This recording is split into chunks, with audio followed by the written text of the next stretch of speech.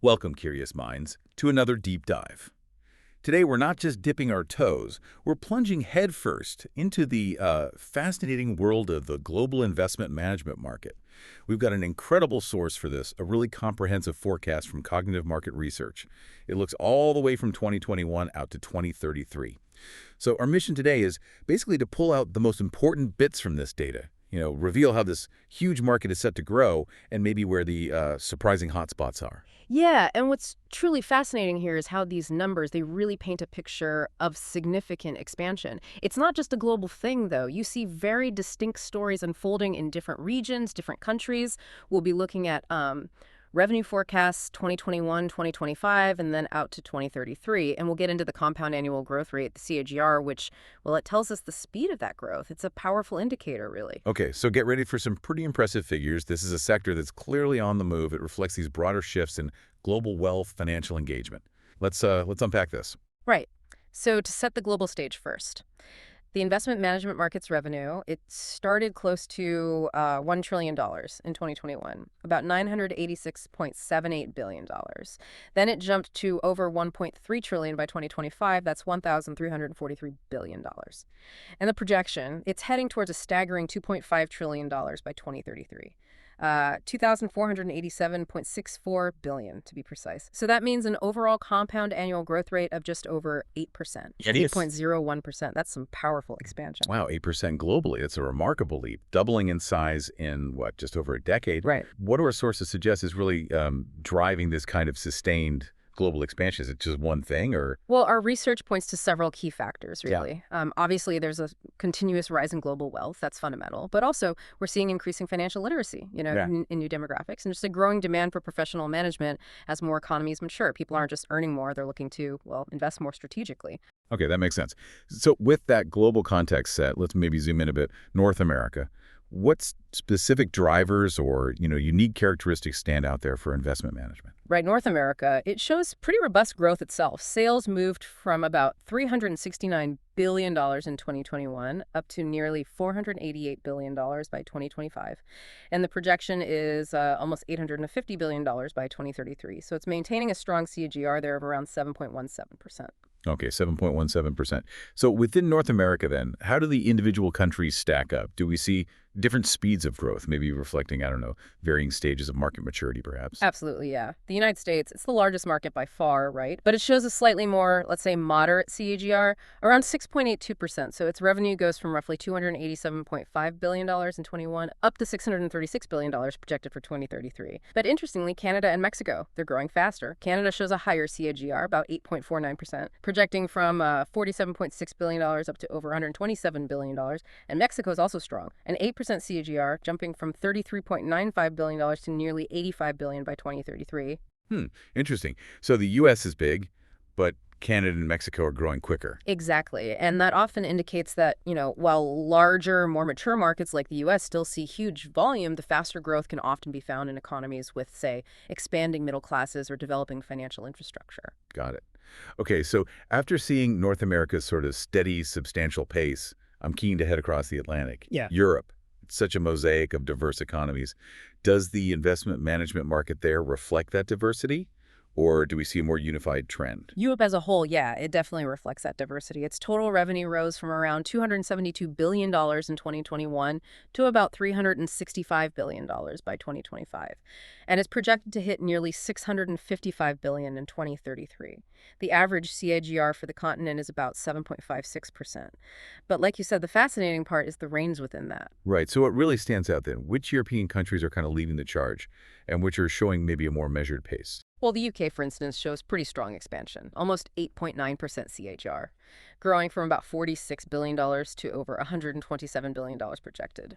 Germany also climbs impressively, 8.35% CAGR, projecting from around $61 billion to over $160 billion. So those two, traditional financial powerhouses, they're seeing robust activity. Okay, UK and Germany strong. What about others? Yeah, other major economies like France and Italy are also growing well, both around 7.7 to 8% CAGR. France goes from about $26 billion to nearly $63 billion.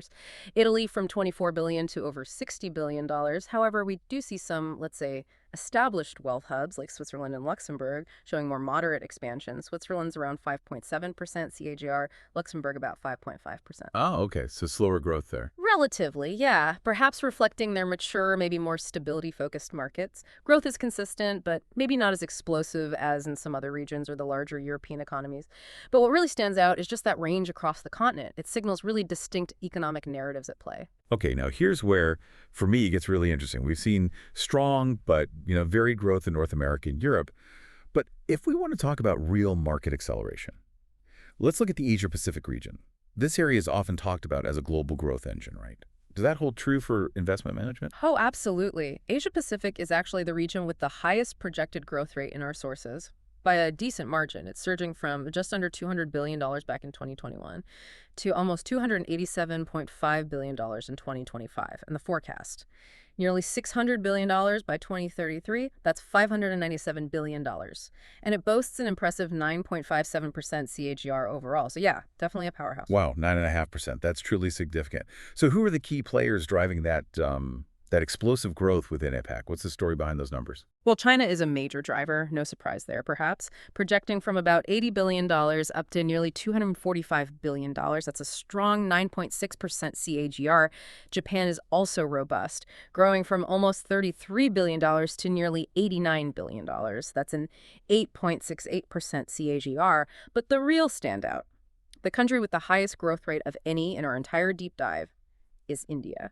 It's set to grow from roughly $24.4 billion to over $92.5 billion by 2033. 92 billion from 24. Yeah, with a really robust 11.69% CAGR. And this isn't just a number, right? It points to things like a rapidly expanding middle class, significant digitalization making investment more accessible, maybe a supportive regulatory environment too. Incredible. Any other standouts in APAC?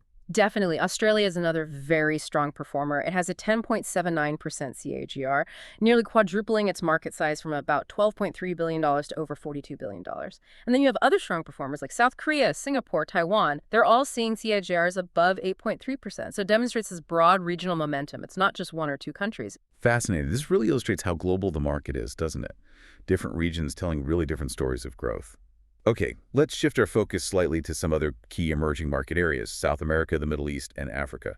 How do these regions sort of fit into the global picture? Right. So South America, for instance, it reached over $61 billion back in 2021. It's expected to grow to nearly $84.6 billion in 2025, and then about $161.7 billion by 2033. That comes out to a pretty healthy 8.43% CAGR for the region. And within South America, who's leading there? Brazil leads that growth with an almost 9% CAGR, 8.91%, projecting from about $23.4 billion to over $65 billion. Argentina follows pretty close behind, actually, with a 9.1% CAGR. And then countries like Colombia, Peru, Chile, they're all seeing strong growth, too, somewhere between 7.7 and 8.25%. It suggests, increasing financial sophistication across the continent. Okay, makes sense. And the Middle East, what's the narrative there for investment management? In the Middle East, the revenue increased from about $49.3 billion in 2021 to nearly $65.8 billion in 2025, and it's projected at roughly $119.4 billion in 2033. So that's a 7.73% CAGR overall. Saudi Arabia shows strong growth within that, just over 8% CAGR, going from $18.45 billion to over $46 billion. And the UAE also stands out, a really robust 9.07% CAGR, nearly tripling its market size from $6.76 billion to almost $19 billion. 9% in the UAE. Interesting. Tied to economic diversification, maybe? Very likely, yeah. That region's growth is often tied to diversifying economies away from just oil, and also significant infrastructure investments attracting capital. Right. Okay, finally, let's talk about Africa. It's often seen as a continent with just immense untapped potential. Does the investment management market reflect that potential? It absolutely does. Africa is another region showing very high projected growth. It went from about $36.5 billion in 2021 to over $52.3 billion in 2025. And it's projected to reach nearly $107 billion, $106.969 billion by 2033. That's an impressive 9.34% CAGR for the continent. Very close to Asia-Pacific's rate, then. Mm-hmm. Who are the key drivers in Africa? Nigeria is a key driver, definitely, climbing from about $9.4 billion to a remarkable $29.8 billion projected.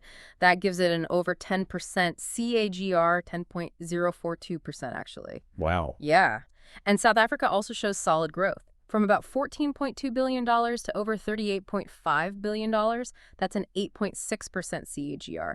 So this really points to, well, things like a burgeoning middle class, those youthful demographics we often hear about, and increasing connectivity opening up new avenues for financial services across the continent. Okay, we've covered a huge amount of data there. So stepping back, what does this all mean for you listening? We've seen these incredible numbers, right? Global scale down to individual country spotlights. What are the big picture insights here that you should maybe take away? Well, if we try to connect this to the bigger picture, it's just crystal clear. The global investment management market is in a period of really significant sustained growth. I mean, projected to more than double in size between 2021 and 2033. But the growth isn't uniform, as we saw.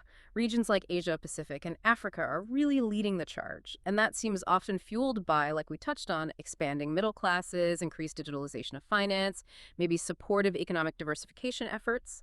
And then within those regions, specific countries, India, Australia, Nigeria, Argentina, they're truly accelerating, likely due to those very factors. So it's not just random growth. There are underlying drivers. Exactly. And what's fascinating is how these growth patterns seem to mirror these broader shifts in economic influence, and also just the increasing global demand for sophisticated financial expertise as wealth grows.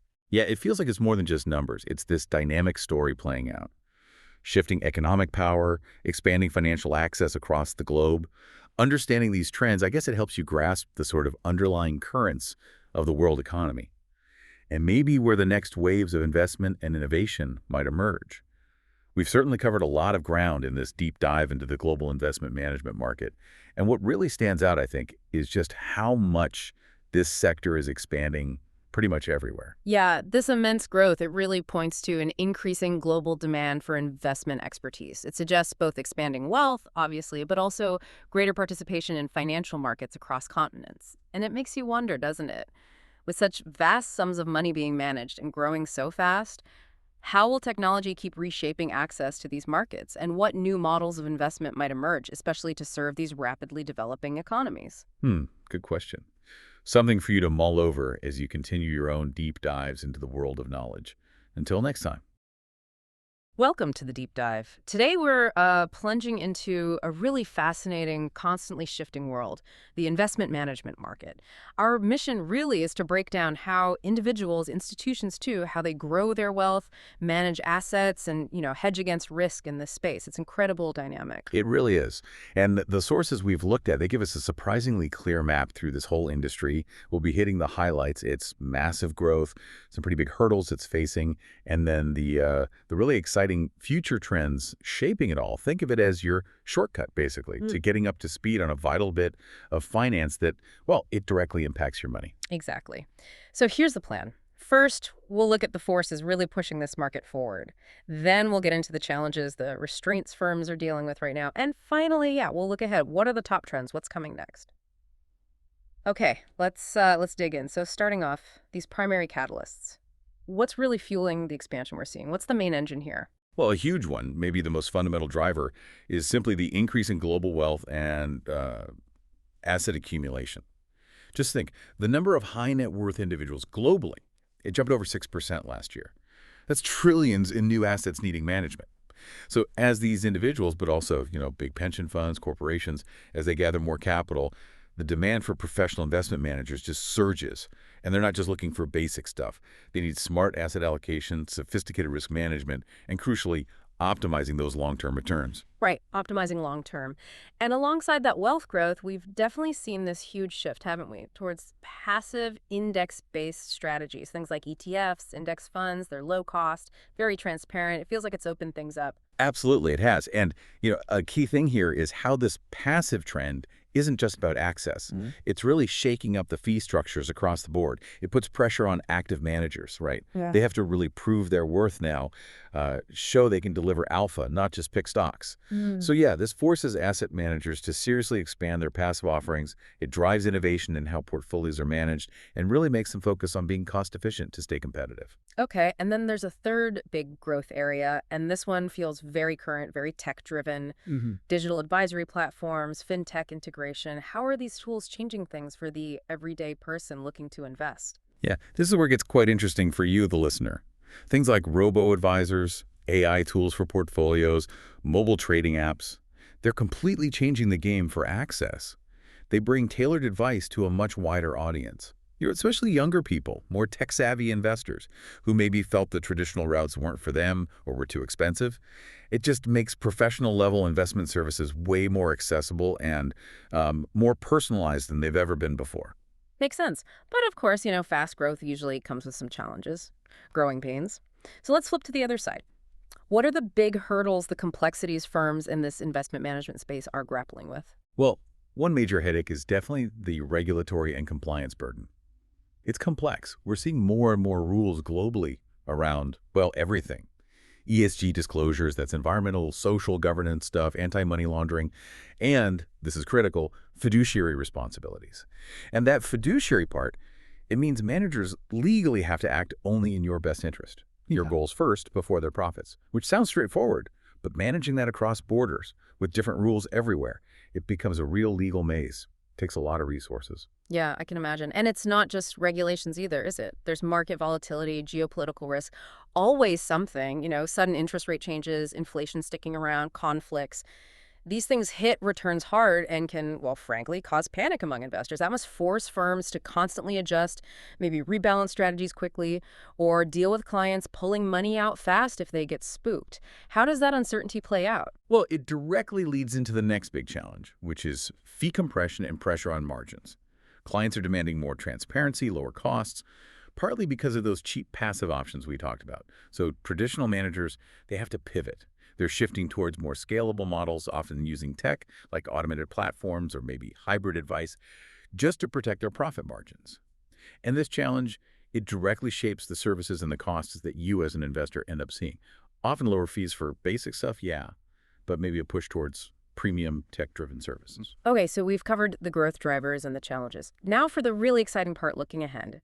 What are the big trends shaping the future? The transformations on the horizon? One that's impossible to ignore is the huge rise of ESG, environmental, social, governance, and impact investing. It's massive. Investors now, they're not just looking at the bottom line, the financial return. They want their investments to align with their values. Think about a company's carbon footprint, how it treats its workers, the diversity of its board. These things aren't just nice-to-haves anymore. They're seen as core to risk assessment, to long-term value. So asset managers are responding, rolling out specific sustainability funds, building ESG analysis right into their core risk strategies. It's a fundamental shift. Yeah, it really feels like it.